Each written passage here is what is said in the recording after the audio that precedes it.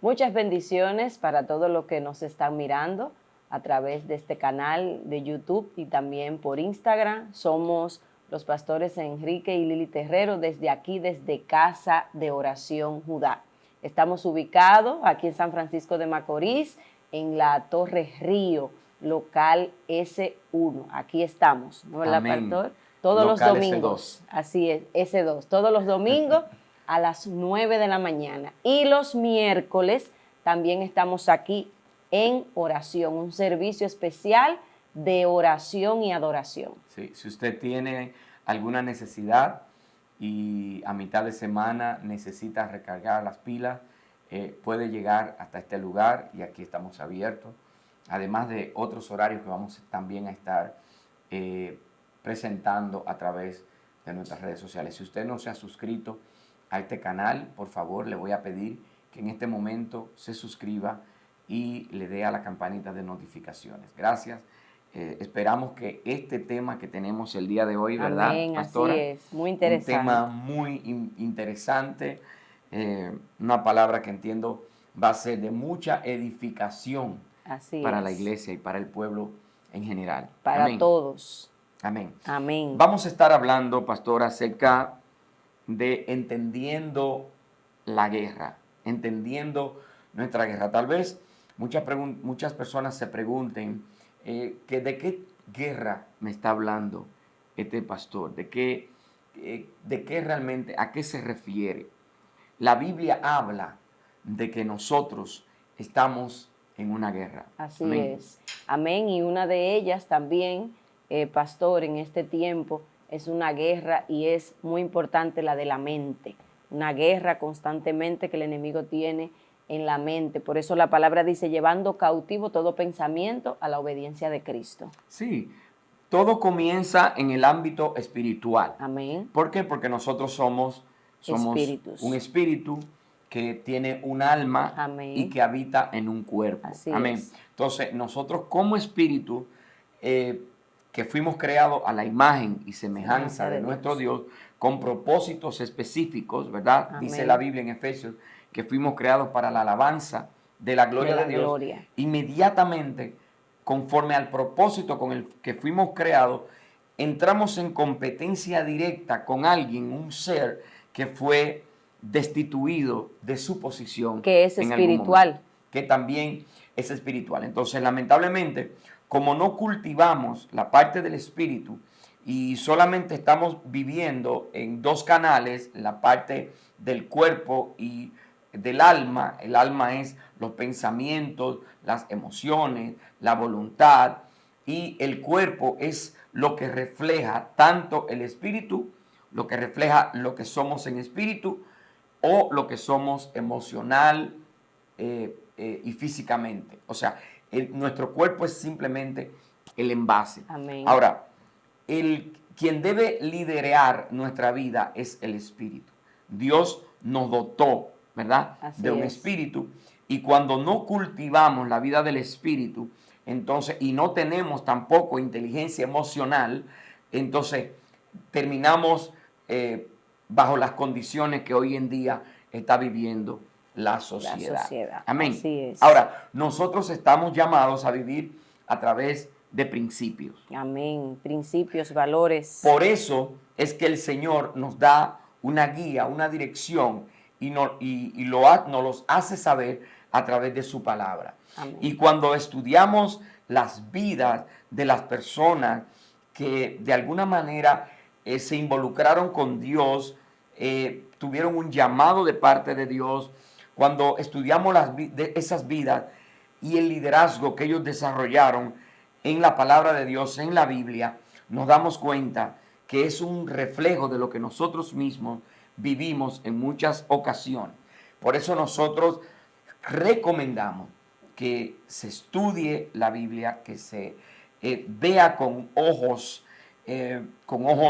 no críticos directamente a si está esto bien o si aquello está mal, sino que lo veamos en nosotros mismos. Así es. Y si están ahí en la Biblia, o sea, si están en la palabra de Dios, es porque Dios quiso que estuvieran para que nosotros tuviéramos el testimonio, como tú dices, pastor, de cada una de esas personas, y si ellos pudieron vencer, si ellos pudieron avanzar, pues nosotros también podemos. Es bueno dejar muy claro, y siempre digo esta palabra, la cruz, el sacrificio de Jesucristo en la cruz del Calvario fue una transacción. La Biblia en Romanos dice que por causa del pecado el hombre fue destituido de la gloria de Dios. Y en el mismo libro de Romanos también dice que la paga del pecado es muerte. Mas la dádiva de Dios es vida eterna en Cristo Jesús. Y en Juan, Evangelio de Juan, capítulo 17, verso 3, dice, y esta es la vida eterna, que te conozcan a ti, el único Dios verdadero, y a Jesucristo tu Hijo, a quien has enviado. El ser humano fue creado bajo una condición eterna. El ser humano no es solamente lo que vemos mientras estamos viviendo, digamos, por llamarlo de una manera, en este plano. El ser humano es eterno. Amén. Por ende, ya sea que vaya al infierno o vaya al cielo, va a durar una eternidad. Nosotros estamos por esta vía, por este plano estamos de paso. Si hay algo que tenemos seguro es que todos vamos a morir.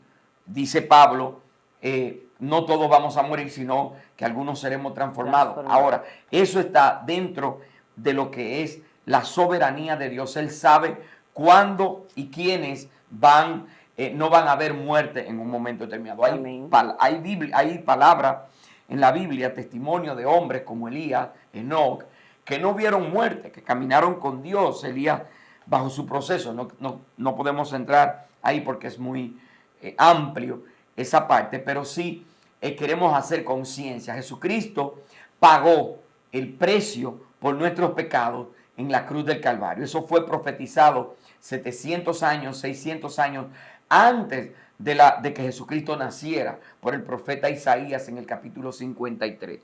O sea, Dios desde el principio tiene un plan de salvación para el hombre. Si el hombre se pierde, no es porque es la voluntad de Dios, o tampoco es porque es lo que Dios preparó para el hombre, ni nada de eso, sino que estamos para decidir por Dios, para decidir por Jesucristo, y para esto debemos generar el conocimiento, el entendimiento de esto. Lo primero que debemos comprender es que estamos en una guerra, y como dije, la transacción de la cruz nos libera completamente. Pero eso no quiere decir que no tengamos oposición. Que no estemos exentos de algunas cosas. Como dijo el apóstol Pablo, dijo, aunque estamos en el mundo, no militamos en el mundo, no somos del mundo.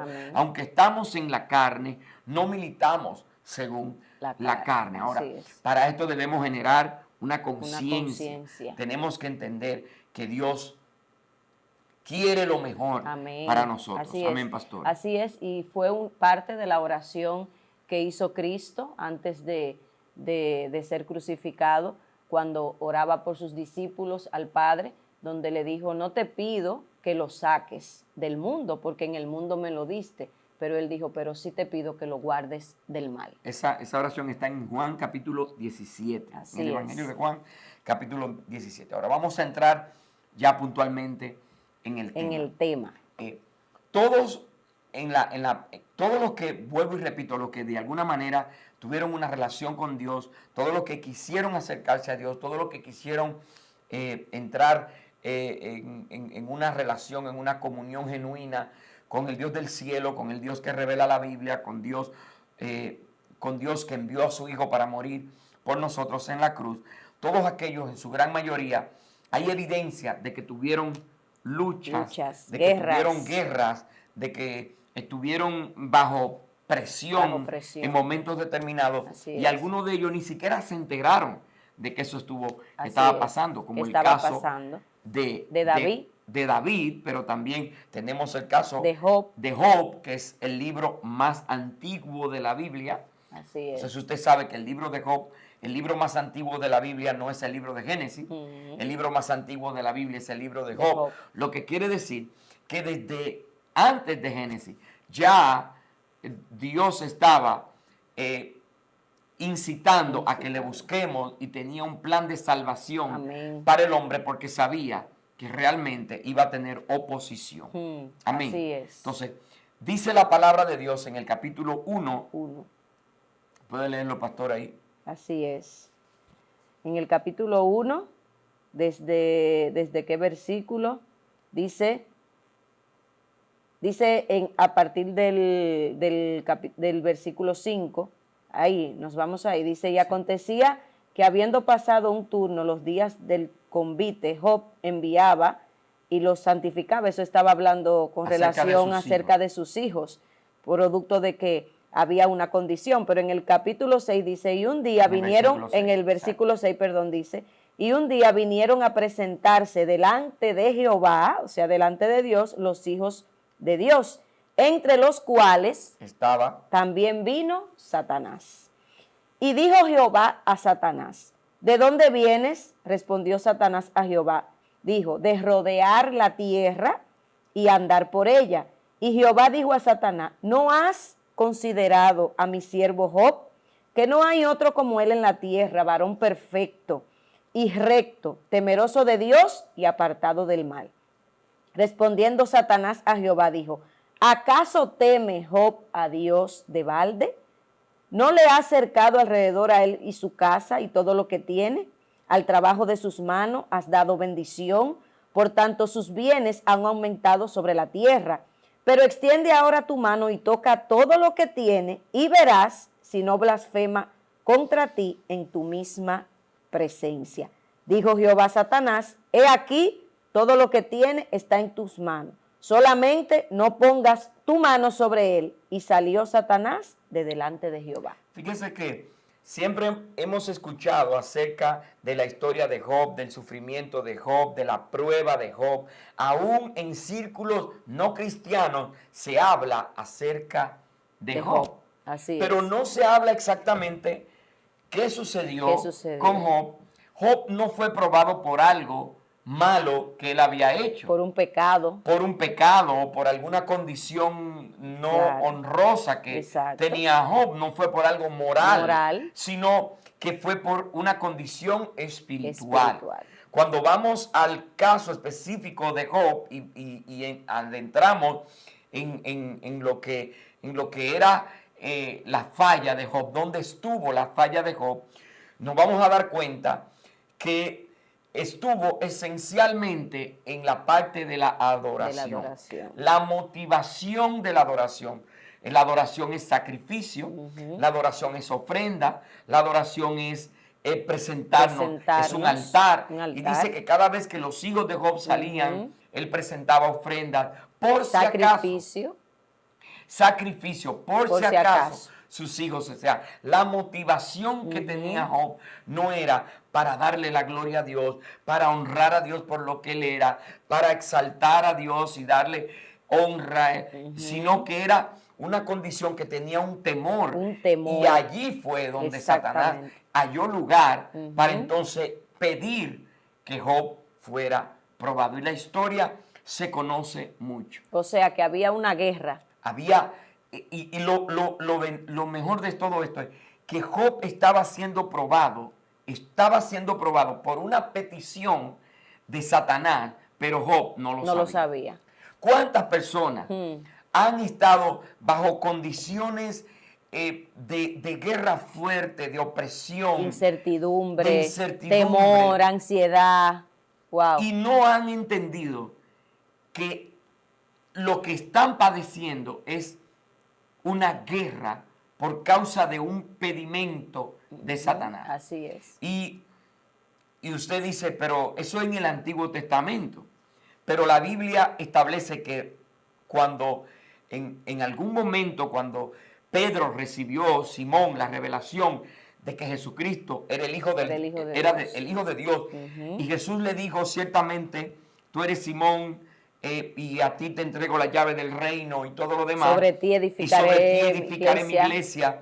Luego de todo esto, el Señor tiene que decirle a Pedro, porque en Pedro había una condición que dice que Dios Jesucristo le dijo, Pedro, Satanás ha pedido permiso para zarandearte.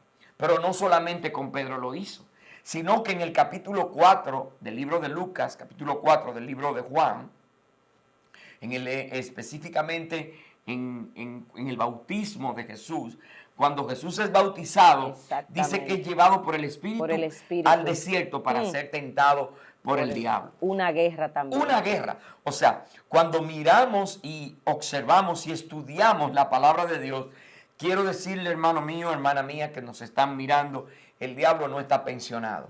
El diablo, su ministerio es acusar la iglesia. La Biblia en Apocalipsis, capítulo 12, habla acerca del acusador.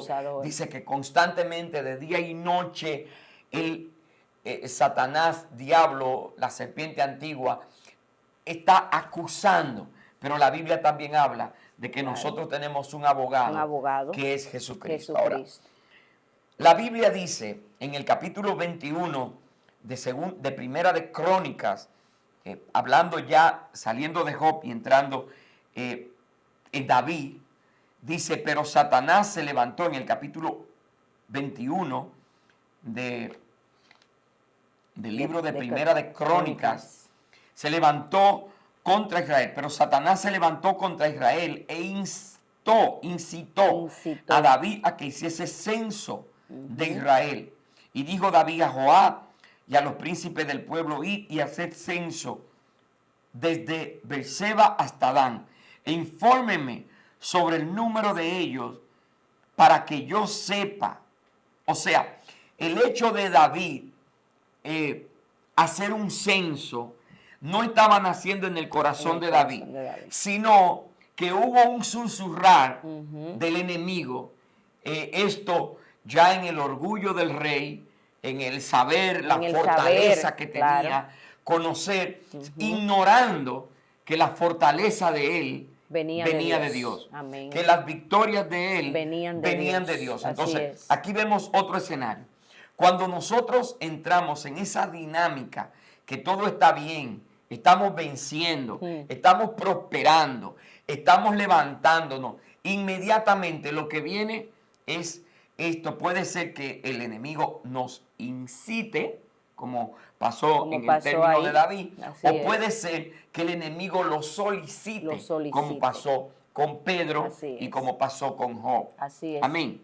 Ahora, lo importante de esto, tanto en un caso como en el otro, pastora, es no ignorar que estamos en una guerra. No ignorar que estamos en una guerra. Y muchas veces estas guerras vienen en contra de nosotros. Claro está, ya no tenemos un enemigo físico como lo podemos ver que lo tenían ahí en el Antiguo Testamento, sino que nuestro enemigo es espiritual, ya que la palabra dice que no tenemos lucha contra carne ni sangre, sino contra principados, huestes espirituales de maldad que operan en las regiones celestes.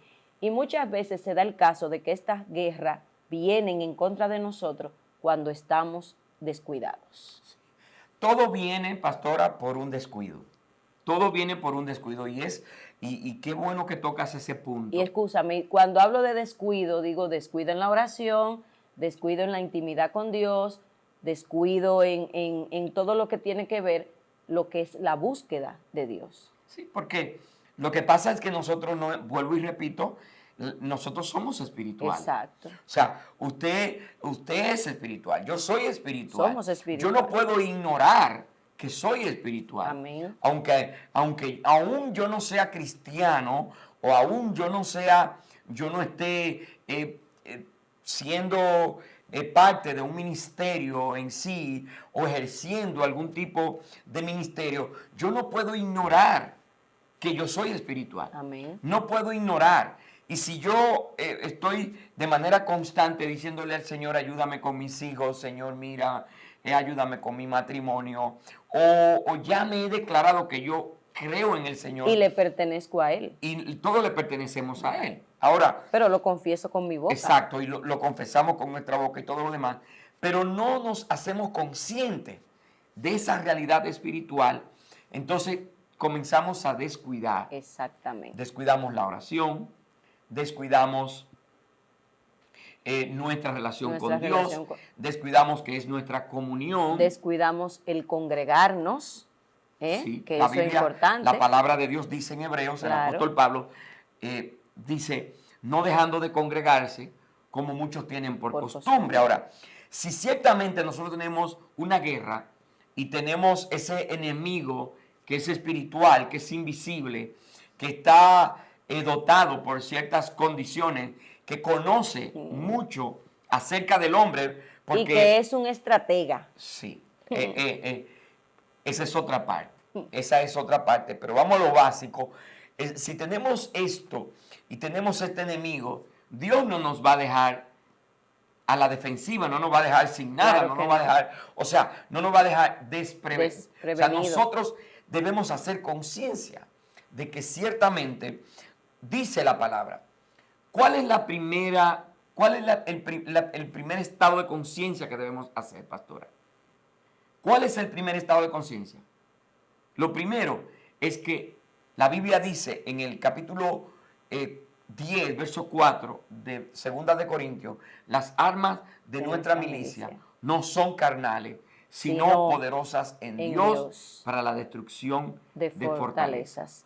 Y así como está ahí, estábamos hablando del ayuno, de la oración, de la intimidad con Dios, que esas son armas, del meditar en la palabra de Dios. Esas son las armas que nosotros tenemos. Todas las armas, cuando habla las armas, son los recursos que que nosotros tenemos para dar una respuesta en un momento determinado, en una situación, en una condición que estemos viviendo o pasando. Tal vez yo no tengo que irme directamente al ayuno, yo puedo comenzar con la oración, pero el principal recurso que yo tengo es la palabra escrita. Amén. Es la palabra escrita. Mire, Amén. el principal recurso no es un sueño, no es una profecía, no es una visión. El principal recurso que yo tengo para enfrentar y afrontar y confrontar cualquier situación que me pueda sobrevenir en un momento determinado es la palabra escrita. El modelo, Jesucristo. Cuando vemos que Cristo fue llevado al desierto a ser tentado por el enemigo, o sea, había una guerra, ¿cuáles fueron las armas que utilizó Cristo? La palabra. Él dijo, escrito está. Escrito está. Escrito está. Claro. Cada vez que el enemigo trataba o que el diablo, dice la Biblia, no habla del enemigo. No, nosotros habla del diablo, habla de Satanás. Enemigo. Pero usted busca en Job y le va a hablar, lo va a mencionar por su nombre, Satanás. Usted busca aquí en el capítulo 21 de Primera de Crónica, cuando incita a David a censar el pueblo, habla muy claro, Satanás.